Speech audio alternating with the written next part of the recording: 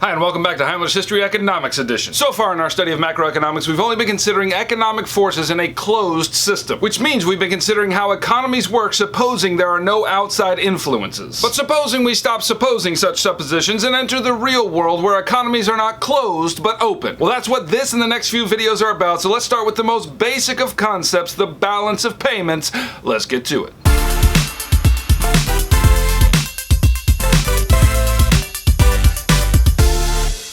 So America, as a general rule, buys a lot of stuff from other countries. And America, as a general rule, sells a bunch of stuff to other countries. And in order to keep track of all these billions of dollars coming into and going out of our country, we use what is called the balance of payments accounts. And in order for you to get a good sense of what happens in this balance of payments accounts, let me show you the US balance of payments from 2008. Okay, now this is going to look like a confusing mess to you, but let me explain what a few things mean, and I hope it'll become clear. You can see that our columns here just indicate payments from foreigners and payments to foreigners. Now remember that the balance of payments accounts are tracking the United States economic interaction with foreign countries. That's why we're tracking payments to them and from them. Now this first row here is pretty easy to understand. It just says that the payments we received from foreigners in 2008 was $1,827 billion, give or take. And that just means that's what they paid us for goods and services we sold to them. And it says that the payments we made to foreigners for the purchase of goods and services was about $2,523 billion. And the difference between those two numbers, which is to say the net,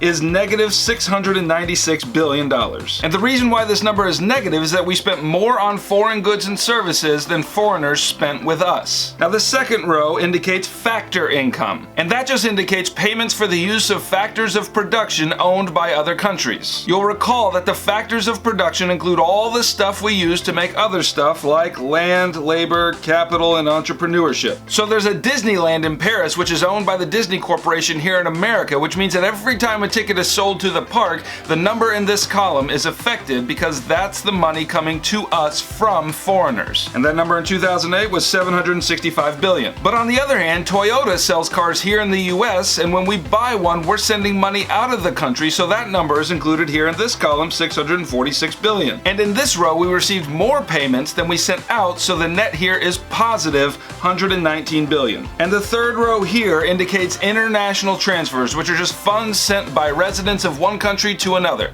So for example, there's a lot of immigrants who work jobs here in America and then send their excess funds back to their families in their home countries. Those would fit into this row right here. But it's actually very difficult to track the real amount of those funds, so the government just provides us with an estimate, and in 2008 the net transfers were estimated at negative $128 billion because all that money is going out of the country. Now if you take these three categories and add up the net income, that's called a country's current account. And in 2008, America's current account stood at negative $705 billion.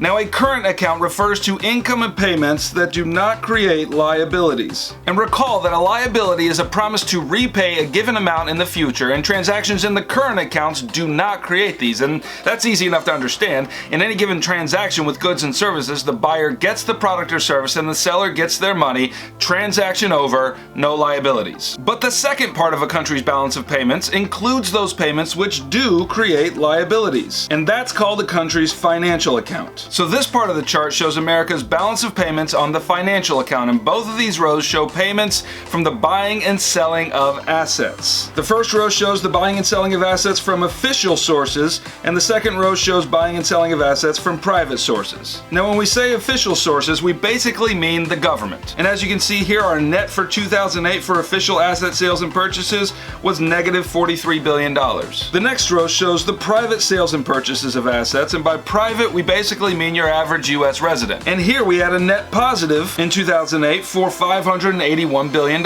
So if we add the first row to the second row, we find out in 2008 our financial account stood at $538 billion. And to determine the entire balance of payments for that year, we add the current account to the financial account, and we get negative $167 billion. So you can see that in 2008 we ran a current account deficit and a financial account surplus and ended up down $176 billion. Now that might seem like a lot and a reason to panic, but it's not. And here's why. why. The total inflows and outflows during that year were something like $3.5 trillion. And that $167 billion that we were down is considered by economists to be a statistical error, which is to say that because there will always be some error in reporting these numbers, the balance of payments is actually zero. So the basic rule of balance of payments accounting is that the current account plus the financial account must equal zero. That's because the sources of cash must equal the uses of cash in any economy. And that's the balance of payments in an open economy. I hope you enjoyed it, and I will see you next time. Alright, thanks for watching another economics video. If you were in any way helped by it, then click that like button down below and that will help other people find it. And if you're in any AP history class, then consider subscribing so I can help you get a 5 on your exam in May.